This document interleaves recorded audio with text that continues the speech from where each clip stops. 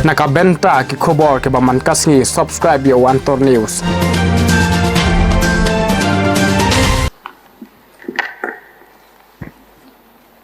Thank you, Mr. Speaker, sir, for allowing me to raise the oration discussion on the Rule 50 of the Rules of Procedure and Conduct of Business on the matter of charges of corruption by the state government in Meghalaya, made by Humble Minister, Prime Minister and Honorable Union Home Minister.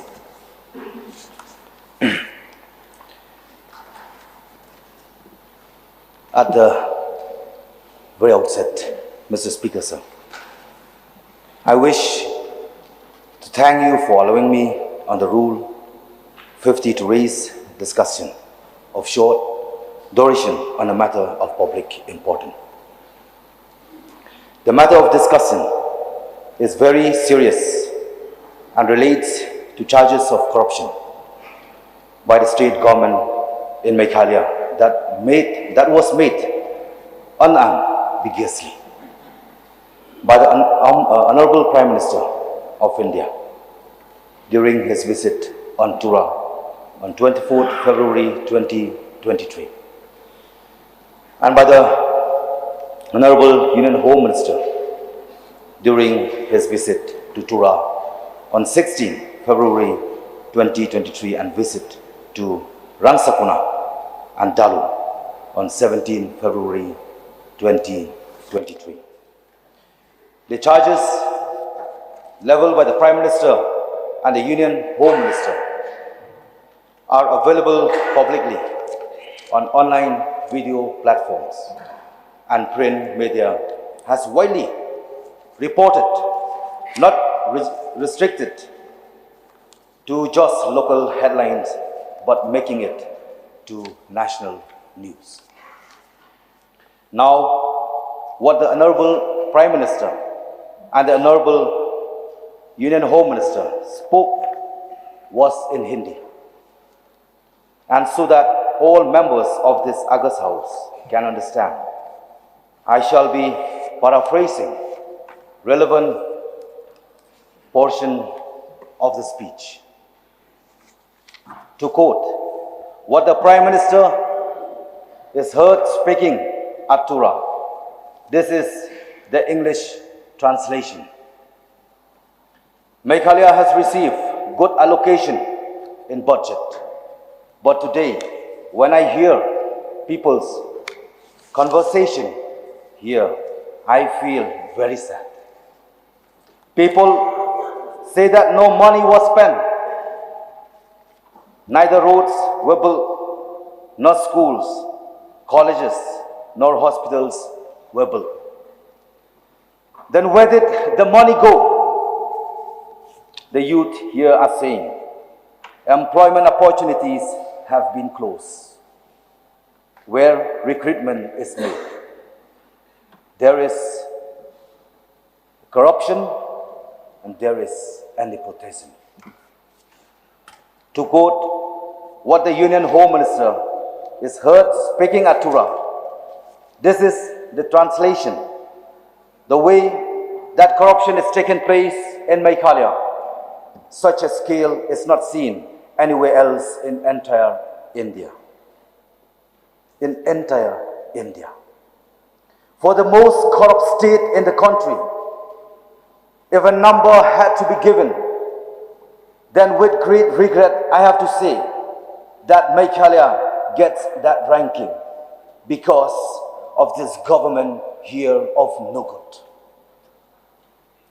Further, during the visit of the Union Home Minister to Dalu, he is heard saying, you must be going to Assam and you know what development is happening. Modi ji releases funds not only to Assam, but for state of Meghalaya as well. But in between, Meghalaya government comes in. What funds Modi ji releases that is intended to reach you, such as a road. This is what Sangmaji has blocked. The development project released by Modi ji don't reach you at all. During his visit to Rangsakuna, the Union Home Minister is heard saying, I want to ask you, has drinking water reached your household? Has it reached? Modi ji, for this purpose has released 24,000 crore rupees. But drinking water has not reached your household. Where has this money gone? Tell me, where has it gone? This money has been sacrificed to corruption. This statement was not made by me, Mr. Adelbert Naurum. This statement made by Honorable Union Home Minister. For those last words there,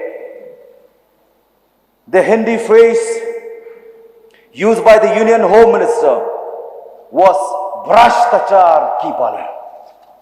May I repeat again, Bhrashtachar ki bali. And I'm sharing this little information to reassure this August House that I have taken considerable care, in getting a correct literal translation to what was heard, spoken at Tura, at Rangsakuna, and at Dalu. Mr. Speaker, sir, the above narrated 4 instances where charges of corruption were leveled by no less than the Honorable Prime Minister of India and the Union Home Minister are most shameful for the state of Meghalaya.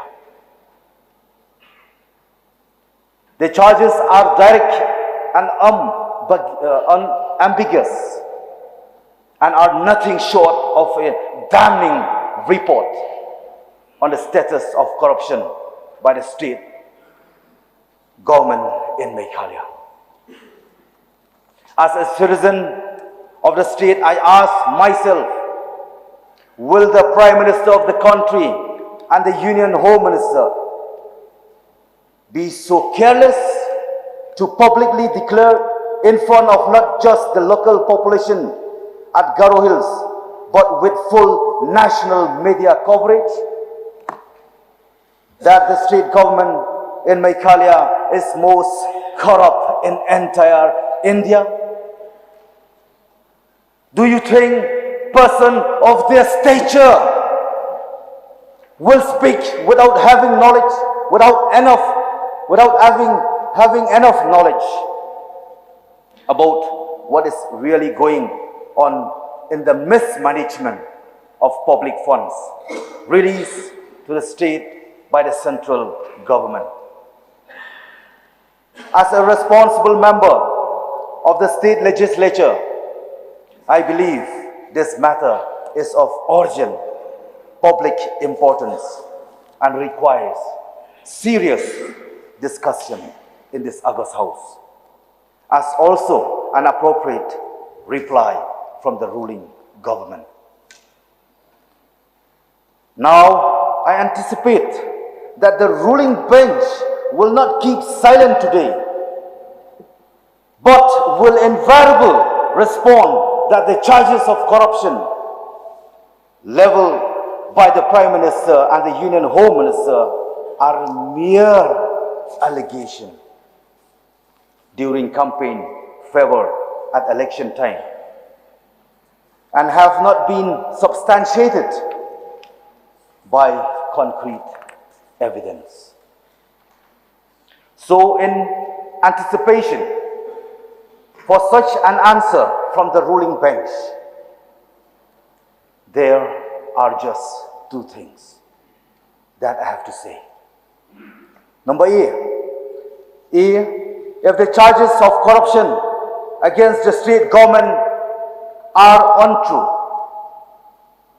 then it requires that the government of the day give a strong and befitting response to the remarks of the Prime Minister and the Union Home Minister. even perhaps filing a case of defamation against the two national leaders because their public comments damages the reputation of our beloved state. Or B,